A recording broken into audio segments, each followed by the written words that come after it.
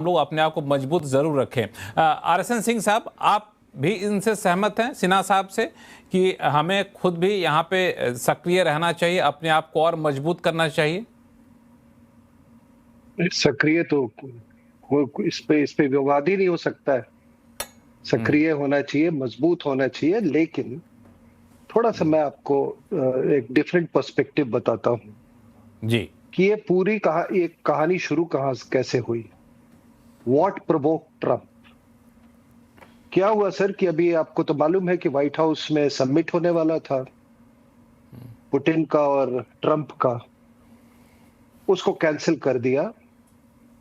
Marco Rubio secretary of state ने कहा कि मॉस्को और वॉशिंगटन के बीच में जो खाई है, गल्फ जो है, यूक्रेन के लोग को, वो बहुत बहुत गहरी और बहुत चौड़ी खाई है और वो मीटिंग कैंसिल होता है। और उसके बाद से ट्रम्प ने वहां के दो जो ऑयल जायंट्स हैं रशिया के, उन पे रोस्नेफ्ट और लुक ऑयल, उन पर सैंक्शन लगाता है। रिपोर्ट्स है कि ट्रम्प मतलब ही इज रियली एग्जैस्परेटेड क्योंकि पुतिन इज यील्डिंग नथिंग। ठीक है, वो कुछ उनको कंसेशन देने को तैयार नहीं है। तो उसके बाद से जब ये हुआ है तो उसके बाद इन्होंने ये कहा कि पोसाइडन, जो एक nuclear powered under water drone है जो कि टॉर्पीडो की तरफ फायर किया जा सकता है, और बुरे वेस्टनिक मिसाइल, बोला कि भाई ये दोनों मिसाइल, और आपको बता दूं कि ये मिसाइल अभी कोई नई नहीं है, ये 2018 में सबसे पहले इसकी चर्चा शुरू हो गई थी। तो रशिया के ये मानना है कि ये 3.5 साल का जो युद्ध है, ये कन्वेंशनल वे में तो कुछ हो ही नहीं था, ऐसे ही चलता रहेगा। और अमेरिकन से बिल्कुल इसका कोई रेजोल्यूशन नहीं निकल रहा है। तो इन्होंने एक स्ट्राइडेंट पोजीशन लिया, कहा कि कन्वेंशनल तरीकों से तो हो नहीं सकता है। और फिर इन्होंने ये जखीरा छोड़ा पोसाइडन का और बुरे वेस्टनिक मिसाइल्स का। एक बात और आपको बता दूं कि अमेरिकन के पास तो अलायंस है, नाटो अलायंस है। रशिया के पास कोई मिलिट्री अलायंस नहीं है, कोई डेटरेंस नहीं है। तो कोई डेटरेंस नहीं है तो उसने कहा कि हमारे पास यही एक डेटरेंस है। तो वहां से ये प्रवोक हुआ है। यहां पर जो लेकिन जब ये प्रवोक हुआ, जो प्रवोक हुआ आरएसएन सिंह साहब, हाँ, इसमें पाकिस्तान का नाम क्यों लिया गया? मैं आ रहा हूं सर, मैं आ रहा हूं। जहां तक ये पूरी बात आपको समझ में आ जाएगी। जो यूएस के जो एनर्जी सेक्रेटरी है क्रिस राइट, उन्होंने कहा कि ये नॉन क्रिटिकल एक्सप्लोजन्स है। यानी कि इसमें वो जिसको कहते हैं नॉन क्रिटिकल में, मतलब कि जो एक न्यूक्लियर वेपन के कई पार्ट्स होते हैं। तो इसका मतलब ये नहीं है कि उसका जो एक्सप्लोसिव पार्ट जो है वही इस्तेमाल किया गया है। आपको मालूम है कि कोई भी हमारे यहाँ फौज में जो एम्युनिशन होती है ना, उसको भी उसकी भी मेंटेनेंस होती है, उसको भी टाइम पीरियड के बाद उसका डिग्रेडेशन हो जाता है। वही चीज अप्लाई होता है न्यूक्लियर वेपन्स पर भी। टाइम पर अगर आप उसको वो नहीं करेंगे तो उसका परफॉर्मेंस जो है वो बिल्कुल, वो या तो डिग्रेड हो जाएगा वो, या उसका परफॉर्मेंस जो है बड़ा वाइल्ड सा, उसका कोई उसके वो पैरामीटर्स फॉलो ही नहीं करता उसके बाद। So from time to time ये होता रहता है। और ट्रंप ने खुद बाद में कहा है इसको, उसने कहा, अंग्रेजी में बोलूं, कहा कि you make nuclear weapons and then don't test, how are you going to know if they work? ठीक है, उसने कहा। तो ये जो टेस्ट जो है ये सभी जगह होता रहता है। जो टेस्ट का आप लोग मतलब हमारी जो जिसकी चर्चा हुई वो ये टेस्ट नहीं है। लेकिन मेरा अपना मानना है कि आप इस तरह का, जब आप अमेरिका पोजीशन लेता है कि नॉर्थ कोरिया टेस्ट कर रहा है, पाकिस्तान टेस्ट कर रहा है, चाइना टेस्ट कर रहा है, this is not how you are going to become, you can make America great again. ठीक है ना साहब? और ये इस तरह का क्या आपकी न्यूक्लियर डॉक्टरिन जो है, जो दुनिया के सामने आप पेश कर रहे हैं, क्या ये इस पर बेस्ड है कि दुनिया में वो कौन सा कंट्री टेस्ट कर रहा है और कौन सा कंट्री नहीं टेस्ट कर रहा है? नहीं कर रहा है, बिल्कुल तो बिल्कुल ये बिल्कुल बिल्कुल सही कहा आपने। This is the decline. दूसरा क्या है सर, आप तो न्यूक्लियर नॉन प्रोलिफरेशन के चौधरी बने हुए थे। आपको जसवंत स्ट्रोक टालबोट टॉक्स याद है ना? कितनी राउंड्स हुए, फिर इंडो यूएस न्यूक्लियर डील हुआ इत्यादि। तो आपका एक मॉरल अथॉरिटी था न्यूक्लियर नॉन प्रोलिफरेशन को लेके, वो तो खत्म हो गया। और फिर आपने क्या किया सर? बाय टेलिंग कि North Korea has carried out test, you are giving legitimacy to North Korean nuclear weapons. सिर्फ नॉर्थ कोरिया है क्या? ऐसे कई साउथ कोरिया ही बोलेगा, कई सारे देश जो वही मैं तो इसका ये दूसरा आपको मैं पाकिस्तान का बोलता हूं सर। अब माने या ना माने आज से नहीं, पिछले 10 साल से मैं कह रहा हूं कि Pakistan has no nuclear capability. और अब जाके आपका जो ये जॉन किरियाकू जो है अभी उसने एएनआई को उसने बोला कि पाकिस्तान के जो न्यूक्लियर एसेट्स हैं वो हमारे कंट्रोल में रहे हैं। मुशर्रफ ने सारे, आपको बता दूं कि रूस के खिलाफ या सोवियत यूनियन के खिलाफ जर्मनी में न्यूक्लियर वॉरहेड्स पड़े हुए हैं। तो जब क्या अफगानिस्तान में लड़ाई हो रही थी सोवियत यूनियन के खिलाफ, नहीं तो आप क्या कहना है?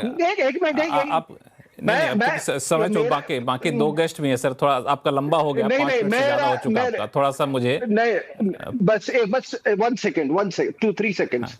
मेरा ये कहना है कि ये शगुफा जानकर ट्रंप ने छोड़ा है कि यहां पर एक न्यूक्लियर बैलेंस बनाए रखने के लिए ये न्यूक्लियर ब्लफ हमने सिंदूर में पहले ही फोड़ दिया था। So let's not revisit it again. AQ Khan was not a nuclear scientist. AQ Khan was a metallurgist. AQ Khan was a metallurgist for God's sake. वो केवल वो बनाता था, वो क्या उसको बोलते हैं, सेंट्रीफ्यूग्स। उसके पास नहीं था न्यूक्लियर टेक्नोलॉजी। और ये हमने we crossed every red line in operation Sindoor. यहां पर मैं अपनी बात समाप्त करता हूं। प्रोफेसर स्वर्ण सिंह साहब, मुझे लगता है कोई सवाल पूछने की जरूरत है नहीं, अब इतना कुछ आरएसएन सिंह साहब ने कह दिया। आप सहमत हैं इनसे? पहली बात तो ये कि राष्ट्रपति ट्रंप यदि इस तरह की बात करते हैं तो उनको हल्के में नहीं ले सकते। सोचने की जरूरत है कि उन्होंने क्यों ऐसे कहा। उसमें एक नहीं कई कारण हो सकते हैं। पहले तो रूस की जैसे बात हुई कि लगातार वो मिसाइल टेस्ट करता रहा, चाहे बोरेवित्सनिक की बात हो, पोसाइडन की बात हो, और वो लगातार पिछले 1 दशक से चल रहा है। अभी खबरों में एक के बाद एक सामने उनके नतीजे निकले हैं, इसलिए वो चिंता का विषय है अमेरिका के लिए, क्योंकि वो पहली बार न्यूक्लियर पावर्ड है। इससे पहले एयरक्राफ्ट कैरियर्स न्यूक्लियर पावर्ड हैं, सबमरीन भी न्यूक्लियर पावर्ड हैं, और इस तरह के यूएवी या मिसाइल अब न्यूक्लियर पावर्ड हैं।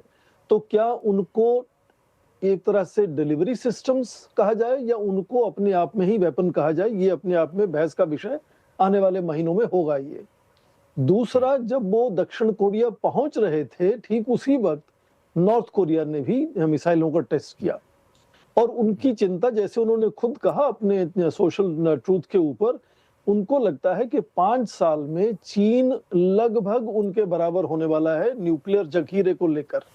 और ये चिंता आज की नहीं, वो चिंता भी लगातार 10 साल से चल रही है कि चीन सबसे तेजी से बढ़ने वाली एक तरह से हथियारों का जखीरा है उसके पास। तो इस सब चिंताओं के बीच में, और उसके साथ जोड़ लें कि उनको शांति पुरस्कार नहीं मिला और चीन उनकी बात नहीं मान रहा, रूस उनकी बात नहीं मान रहा, भारत उनकी बात नहीं मान रहा, तो सब कुछ जोड़ लें तो एक ये कह सकते हैं कि शगुफा उन्होंने छोड़ा। पर ठीक उसके बाद उनके ही ऊर्जा मंत्री जो हैं वो कह रहे हैं कि ये तो नॉन क्रिटिकल टेस्ट की बात हुई है, और वो टेस्ट हमेशा जैसे कहा गया सारे जितने भी देश हैं जिनके पास परमाणु हथियार हैं वो लगातार उनकी रक्षा सुरक्षा रखरखाव को लेकर इस तरह के टेस्ट करते रहते हैं, जिनको आप कंप्यूटर सिमुलेशन टेस्ट कह सकते हैं, सब critical, non critical, laboratory test वगैरह वगैरह कह सकते हैं, जिसमें मतलब विस्फोट नहीं किया जाता। अब बात आती है कि उन्होंने कहा कि सभी दूसरे देश क्योंकि टेस्ट करते जा रहे हैं इसलिए उनको टेस्ट करना पड़ेगा। तो क्या उनका इशारा किसी ऐसे परमाणु विस्फोट की तरफ था जिसकी हमें अभी जानकारी नहीं है? मुझे लगता है कि यदि पारंपरिक तरीके वाले जो विस्फोट होते हैं उनकी बात है इसमें, तो उनको छुपाना संभव नहीं है। पूरी दुनिया के पास, अमेरिका के पास, भारत के पास भी इस तरह से सीस्मिक जो डिटेक्शन सेंटर्स हमारे यहाँ हैं बहुत सारे, वो बता सकते हैं कि कहाँ किस वक्त क्या कोई विस्फोट का कोई अंदेशा है या नहीं है। कोई बहुत बड़ी इस तरह से चिंता सामने नहीं आई है, पर मुझे लगता है कि जो पहले हम जिनको डिलीवरी सिस्टम्स कहते थे और अब वो क्या न्यूक्लियर पावर्ड एक तरह से वो पक्षपात्र बनने वाले हैं, जो आपने जैसे पोसेडनिक की बात की कि वो भी न्यूक्लियर पावर्ड है, तो क्या उनकी परिभाषा बदलकर उनको परमाणु हथियार कहा जाएगा? तो उस तरह के मुझे लगता है कि टेस्ट अमेरिका लगातार करता ही रहता है और भी करेगा।